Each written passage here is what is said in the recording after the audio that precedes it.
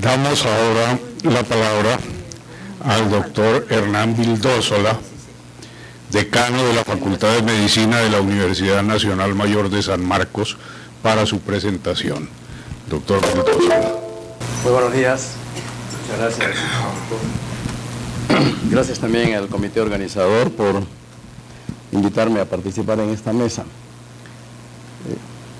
Antes de entrar al salón, el doctor Alfonso Mendoza me recordó que San Marcos ha tenido dos pioneros, digamos así, de la medicina centrada en la persona. El doctor Carlos Alberto Seguín, un famoso psiquiatra y maestro de la universidad, y el doctor Carlos Enrique Paz Soldán, prácticamente el padre de la salud pública, ¿no? En realidad son dos de los aspectos que ahora recordamos y lo revalorizamos como debe ser. Yo voy a tratar método de educación y estructura curricular, pero es difícil enfocar este tema si es que antes no hemos hecho algunos recuerdos conceptuales doctrinarios. El conocimiento técnico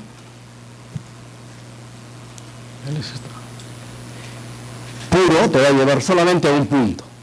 Más allá, las habilidades interpersonales se vuelven críticas.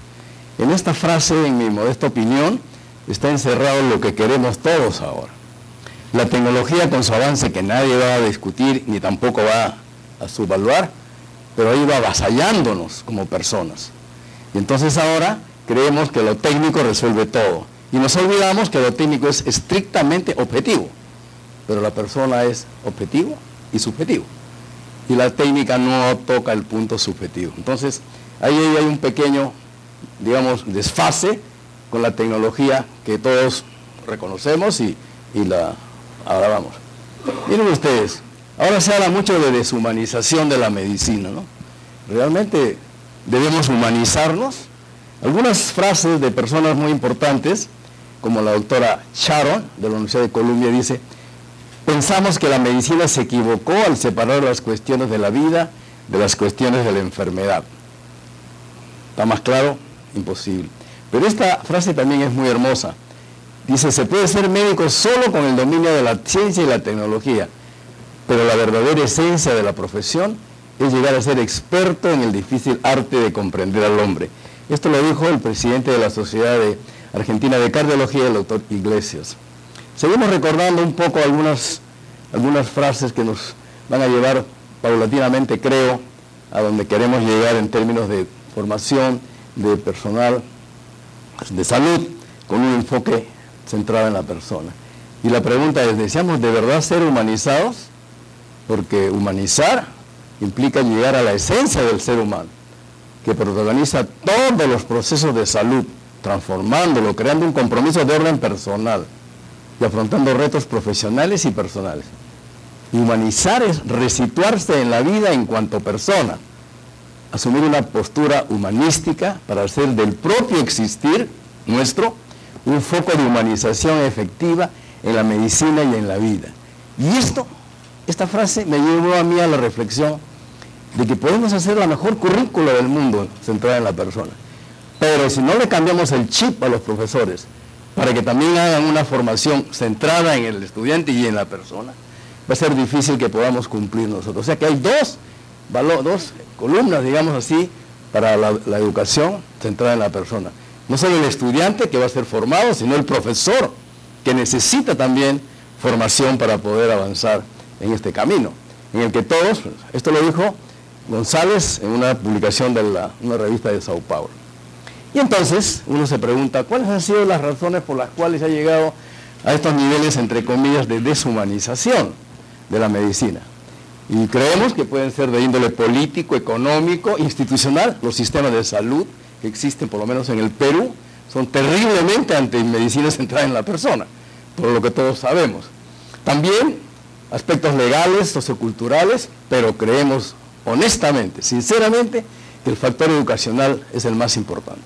Porque si no formamos a los jóvenes que van a ejercer posteriormente la medicina, desde el momento en que están en ese periodo primario de formación, ya cuando el médico formado es más difícil de cambiar, porque ya tiene sesgos en su formación, y eso es más difícil de cambiar. Todos tenemos esa experiencia cuando hemos sido profesores tantos años en la universidad. Entonces, la educación debemos entender como un proceso distinto a la instrucción. La educación, su destino es hacer posible el desarrollo de un humanismo, a formar una personalidad, y el maestro, y por eso insisto yo en la formación del profesor, se constituye una figura trascendental para alcanzar esta meta. O sea, si no tenemos profesores convencidos, capacitados y totalmente, digamos, con su pensamiento de la persona, podemos hacer la mejor currícula del mundo y no vamos a avanzar. Por eso lo que planteamos nosotros en la facultad, les voy a mostrar, ha tenido, digamos, como sustento estas reflexiones que estoy haciendo ahora. Por lo tanto, es necesario tener al lado un maestro, el modelo a imitar, alguien que estimule y que en forma permanente inculca pasión por aprender y vocación de servir. Y ese maestro lo tenemos que formar también, y tenemos que, o en todo caso, reactualizar. Para eso nosotros hemos desarrollado en la facultad, junto con el doctor Perales, el doctor Saavedra y otro grupo importante de profesores, lo que después va a desarrollar in extenso el doctor Saavedra, que se llama la tutoría universitaria. Muy bien, seguimos. Me gustaría, digamos, recordar junto con ustedes un poco la cronología de los métodos de educación que se han ido sucediendo a través del tiempo, desde el año 1910. ¿No? En 1910, el famoso informe Flexner, ¿no? Estuvo realizado en 150 facultades de medicina de Estados Unidos y Canadá, y que sintetizando podríamos decir que concluyen que el rol del médico es el tratamiento de la enfermedad, y el modelo biomédico clínico claramente individual y curativo. Ese fue el modelo que nos impusieron, digo nos impusieron porque nosotros seguimos esa tendencia en los últimos 50 años probablemente, ¿no? Pero además, en la década del 60 aparece la enseñanza basada en problemas. Siempre estamos hablando de la enfermedad. O sea, simplemente hemos cambiado de la posición netamente biomédica del paciente a la enseñanza basada en problemas del paciente, pero problemas relacionados con su enfermedad, no con su persona. Y esto está seguido mucho tiempo. En 1970, recuerden ustedes, fue la conferencia de Alma Ata. Alma Ata enfoca hacia la atención primaria, que según el doctor Tejada ha sido mal traducida. La atención primaria debe estar en todo el transcurso de las carreras y de las especialidades. Y por primera vez se sugiere una currícula basada en la comunidad, pero sí un poco amplio, no tan preciso, porque después eso lo tenemos que desarrollar mejor. En la década del 80, la educación médica, otro informe en los Estados Unidos que desarrolla cómo debería ser un médico del siglo XXI en los Estados Unidos. Cómo deberíamos formar un médico, mejor dicho, cómo deberían formar ellos. Ellos dicen que debería reducir las clases magistrales y su duración, menos clases magistrales, enfatizar la promoción de la salud y la prevención de las enfermedades. Hay que integrar la educación básica y la educación clínica y la solución de los problemas en forma activa por los estudiantes. Poco a poco nos vamos acercando, pero todavía no creo que estemos satisfechos los que estamos en esta sala de esta evolución. En 1988, la Declaración de Edimburgo, una declaración sobre educación médica. Y en este caso ya la cosa está un poco más cercana. Promueve la salud de toda la población e incorpora el concepto de que la educación médica debe integrar la salud y su promoción, los problemas comunitarios y la comprensión de la persona en su totalidad. Creo que es la primera vez en forma, digamos así, mancomunada a nivel mundial que se empieza a hablar de la comprensión de la persona en su totalidad. Eso es el mérito de esta declaración. Seguimos entonces, en la década del 90 han habido algunas novedades. Los estudiantes deben profundizar sus conocimientos en ciencias sociales, comportamiento, epidemiología clínica, ciencias de la información y de la comunicación y también en el área de atención primaria. Un poco lo que dijo la doctora Campos, ¿no? La comunicación. No podemos de la noche a la mañana decirle a los estudiantes, hagan ustedes, averigüen, interroguen. Hay que enseñarles la técnica de la comunicación, que es una de las fallas que tienen los sistemas que estamos en estos momentos desarrollando en toda la... La segunda conferencia mundial sobre educación médica de Edimburgo incorpora nuevos ejes temáticos.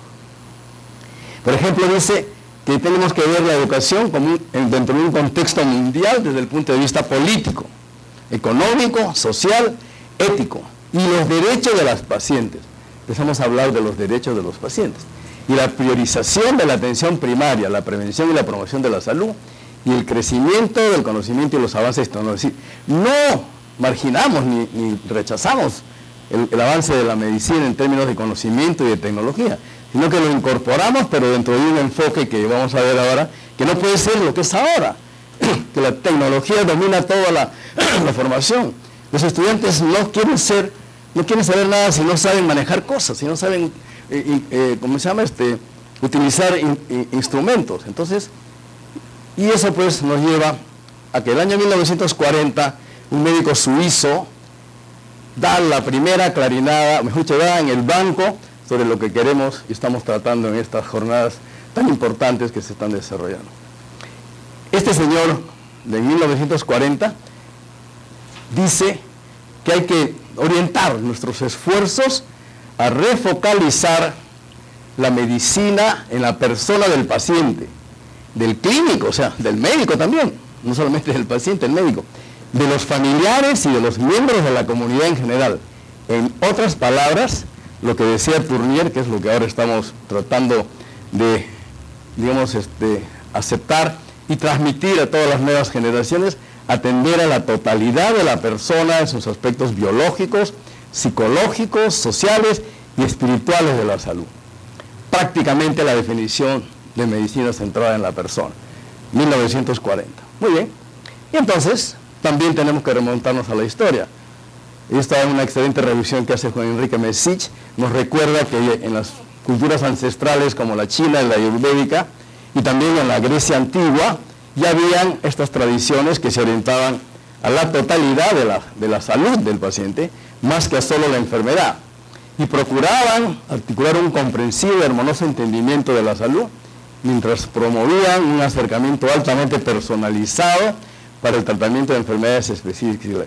O sea que ya históricamente también había algunos médicos un poco como nosotros, medio quijotescos, que estamos luchando contra, ¿no es cierto?, contra molinos de viento tecnológicos, ¿no?, o dominantemente tecnológicos, ya habían también en esa época, y lo cual nos sirve como un respaldo histórico, porque la historia siempre es importante para respaldarnos en decisiones. Entonces, empezamos a ver, ya desde el punto actual, dice la medicina centrada a la persona, decía Mesich, o dice, representa una aspiración histórica de la profesión. Mejor dicho, yo diría, más que una aspiración histórica, es la corrección de una frustración que tenemos los médicos después de tantos años de ejercer, que no nos damos, digamos, no nos sentimos totalmente satisfechos. ¿Por qué? Porque el sistema de salud que existe en nuestros países, particularmente en mi país, en el Perú, no nos permite, como quisiéramos, hacer esa medicina que tanto deseamos. Entonces hay que repriorizar el campo de la atención con cargo a satisfacer fundamentos éticos y científicos para la atención de los pacientes. Muy bien. Otras definiciones: atención que respeta el Instituto de Medicina y contempla las preferencias, necesidades y valores de cada paciente y asegura que los valores de este... Es decir, empezamos a darle importancia a lo que el paciente no solo siente como síntoma de la enfermedad, sino a otras necesidades que están en sí, que la tecnología no lo puede ver, ni lo va a detectar. La tecnología te detecta un tumor, te detecta una falla congénita, pero difícilmente te va a detectar los valores de los pacientes, sus necesidades espirituales, religiosas, etc. Entonces la atención integral centrada en la persona también se dirige a la consecución de mejoras en todos los ámbitos de la calidad de vida. O sea, vamos, lo que dice el autor, estamos hablando ahora de la calidad, como un valor importante en todas las actividades que desarrolla el ser humano, y mucho más razón en la atención a los pacientes. O sea, debe ser lo más exigente en calidad, porque estamos hablando de la vida de las personas. Y por supuesto la calidad tiene que ir acompañada necesariamente de un bienestar de esa persona. Y para eso necesitamos un respeto pleno a su dignidad y sus derechos, a sus intereses y preferencias, y contando con su participación efectiva. Es decir, no podemos excluir ya a los pacientes de las decisiones que tomemos en aspectos diagnósticos y sobre todo terapéuticos. Pero no solamente a la persona, al paciente específico, sino a su familia y a su comunidad. Por eso es que la medicina comunitaria creo que debe ser revalorizada a través de este enfoque de atención centrada en la persona. Muy bien, entonces pues hacemos una reflexión y decimos, los impresionantes avances científicos, no solamente sobre la parte tecnológica, no del conocimiento de las enfermedades. ¿Cuánto sabemos de las enfermedades ahora que no sabíamos hace 10, 15 o 20 o 30 años? Pero eso se puede desaprovechar si no somos capaces de desarrollar en nosotros, los médicos y en los estudiantes que formamos, un entendimiento de las necesidades y preocupaciones del paciente. Una verdad tremenda. Mucha tecnología, pero si no entendemos la necesidad de los pacientes, la tecnología tiene un límite, y ahí queda. Y no puede avanzar más, ni avanzará más, porque el ser humano siempre tendrá un componente subjetivo que la tecnología no lo percibe. Entonces, las actitudes y las prácticas en la medicina moderna han de venir de una focalización a la enfermedad y sus órganos específicos. Eso es lo que yo les decía, el avasallamiento de la tecnología. Nos llevan a que lo que nos debe importar es localizar el daño, el mal, en dónde está localizado, cómo es, etcétera, etcétera. Y eso ha llevado pues a una especialización que tiene como consecuencia fragmentación, compartimentalización de la atención clínica y que muchas veces, como muchos lo han reportado, termina en la comercialización del campo de la salud. Son palabras muy duras, yo lo sé, pero no lo digo yo, lo dice muchísima gente y lo percibimos todos. Así que debemos ser... Pero otro aspecto importante, que también lo mencionó la autora y lo he mencionado yo hace unos minutos, es se ha alterado la comunicación entre nosotros, entre los médicos, y sobre todo entre los médicos, los pacientes y la familia. En realidad, no sabemos o no enseñamos a los jóvenes que formamos a comunicarse correctamente. También se ha desatendido esos aspectos importantes positivos de la salud para atender la prevención y promoción del bienestar. Todos estos factores negativos han conspirado permanentemente y siguen conspirando contra el imperativo ético pertinente para promover la autonomía, responsabilidad y dignidad de cada persona. Debemos respetar la autonomía, tenemos que ser responsables y, por encima de todo, tratar dignamente a cada persona antes que a un paciente como paciente, porque si queremos atender a un paciente y respetarlo, nos va a interesar su enfermedad, pero si lo atendemos como persona, nos va a interesar no solamente su enfermedad, sino esto, ella o él como persona. Y otro factor que también de alguna manera ha sido un cómplice un poco de este sesgo que ha tomado es la famosa medicina basada en evidencias. El doctor que preside la mesa tuvo una frase muy linda, creo que fue en diciembre del año pasado, si no recuerdo mal, o en noviembre. Él dijo, no estoy de acuerdo con la medicina basada en evidencias. Y no sé si me equivoco, a ver si recuerdo bien, doctor.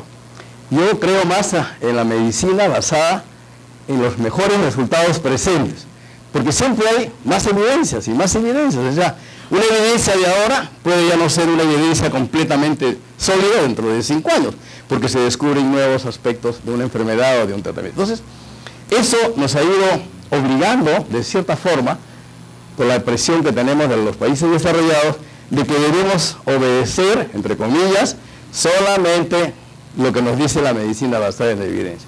Y la realidad es completamente diferente. O sea, cada uno de nosotros tiene experiencias personales en las cuales la medicina basada en evidencia no ha sido suficiente para saber o responder por qué mejoró ese paciente o por qué empeoró ese paciente. Eso es una verdad. Creo que los que vemos pacientes somos absolutamente conscientes de eso. Muy bien. Entonces, la atención centrada en la persona, ya lo dijo la doctora Campos, yo voy a hacer muy rápido: el compromiso ético, el marco holístico, el énfasis relacional, sensibilidad cultural, individualización de la atención, entendimiento de diagnóstico y decisiones compartidas, clínicas y terapéuticas con la paciente y la familia, y finalmente el planeamiento de los servicios de salud en colaboración con la comunidad y el desarrollo, esto es lo que nos toca a nosotros, de educación e investigación en salud centrada en la persona. Esto lo dice el Colegio Internacional de Medicina Centrada en la Persona. Muy bien, y ahora sí, la estructura curricular. El proceso curricular, el currículo es un proceso social que tiene muchos elementos: el individuo, la sociedad, el contexto, decisiones políticas. Por eso es que, todos estos elementos se interrelacionan entre sí y van formando, digamos, distintos puntos de vista de la realidad. Entonces, la relación entre estos elementos del currículo es lo que se denomina el enfoque curricular. Es el fundamento para lo que se llama el enfoque curricular. Este enfoque curricular, ¿no es cierto?, en nuestro caso, en nuestra facultad, lo hemos, digamos, orientado hacia dos ejes fundamentales: la medicina comunitaria, participación en toda la carrera en actividades académicas en las comunidades, y internalización de los problemas de las personas, familias y comunidades. Jamás podemos hacer una atención centrada en personas desde mi punto de vista si los alumnos desde su etapa más temprana de formación no entienden a la persona. Y el sitio, digamos, el sitio ideal para entender a las personas con su componente social, de sensibilidad, de solidaridad, es la comunidad. Sobre todo las comunidades marginales, donde he tenido oportunidad como decano asistir algunos sábados a ver cómo estos jóvenes trabajaban con las comunidades y cómo después ellos, en una feria en la que participaban también las personas atendidas, expresaban sus experiencias en unas jornadas realmente hermosas, no solamente desde el punto de vista de formación, sino también de sensibilidad social, que es un factor importante para ejercer la medicina centrada en la persona. El hombre es un ser social. Si no somos capaces de entender eso, difícilmente vamos a poder aplicar una medicina centrada en la persona. Y el otro eje es el programa de tutoría universitaria, que lo voy a hacer muy rápido porque el doctor Saavedra lo va a desarrollar en extenso. Es un programa de guía, orientación y consejería académica y de desarrollo humano. La tutoría universitaria antes era concebida solamente como una asesoría académica. Y hemos visto en las primeras láminas que les he mostrado que el maestro es fundamental para la formación, porque el alumno va a guiarse por el ejemplo del maestro. Y entonces, si ese maestro está formado para entender el desarrollo humano del estudiante y por lo tanto de los pacientes, es mucho más fácil, por lo tanto, que la tutoría orientada al desarrollo humano prenda, germine y dé frutos. Y eso es lo que estamos intentando. Y por eso, pues, hemos iniciado cuatro cursos de capacitación de tutoría en tutoría universitaria. Cerca de 180 profesores de nuestra facultad ya se han capacitado en un curso que se desarrolla y que lo presenta el doctor Saavedra y el doctor Perales y otros profesores de la facultad en capacitarlo. Lo que yo les decía, o sea, podemos hacer muchas cosas con la malla curricular, con el enfoque curricular, pero si los profesores no están involucrados mentalmente, ¿no? y con convicción de que ese es el camino correcto, no creo que tengamos mucho éxito, de verdad. Por eso es que creo que esto es muy, muy importante y quizás es el mérito que tiene nuestra facultad en el sentido de haber desarrollado esto. Muy bien, y la medicina centrada en la persona, nosotros tenemos 5 escuelas profesionales: medicina, obstetricia, enfermería, tecnología médica y nutrición, y por lo tanto nuestro programa tiene que ir enfocados a las 5 escuelas, porque todos ellos ven pacientes, ven enfermos, y todos tienen que tener como denominador común un enfoque y una actitud centrada en la persona, no que no lo vean solamente como un enfermo, ¿no? Esa es un poco la meta que nosotros nos hemos propuesto, y para eso hemos hecho algunos cambios curriculares, como el desarrollo modular de las asignaturas, el externado, la salud comunitaria, atención integral comunitaria, cursos de sociología, antropología, medicina tradicional. Nuestro país, como dijo la doctora Campos, es un país multicultural, entonces tenemos que entender a las diferentes regiones de a los pobladores de las regiones de nuestro país desde el punto de vista cultural, si no, no podemos hacer una cosa rajatabla para todos igual. Y finalmente los cursos de ética, que son tan importantes y tan fundamentales en este enfoque que estamos todos tratando de desarrollar. Y entonces, pues como decía el doctor Mesich, el concepto clave de la medicina centrada en la persona es de la persona, que abarca su totalidad, de su salud, para la persona, que promueve el florecimiento del proyecto de vida de cada uno, por la persona, con los clínicos desplegándose con personas cabales, profesionalmente competentes y con altas aspiraciones éticas, y con la persona en relación respetuosa de su dignidad y autonomía y empoderante con la ayuda que busca, con las personas que buscan ayuda. Creo que es. Y este es el perfil del egresado que quisiéramos obtener, una formación humanística y ética, con una capacidad de aplicación de conocimientos a la práctica, capacidad de realizar investigación, generador de competencias, promotor de salud integral, capacitado para encontrar soluciones a los problemas de salud basados en evidencias, y habilidad de formación en técnicas de informática y comunicaciones, y finalmente posee hábitos de estudio que le permite perfeccionarse permanentemente. Si lográramos esto, que es todavía un deseo, pero que estamos en ese camino, creo que habremos cumplido nuestra misión y podemos decir gracias por haber dado la oportunidad de desarrollar esto. Muchas gracias. Muchas gracias, doctor Vildósola.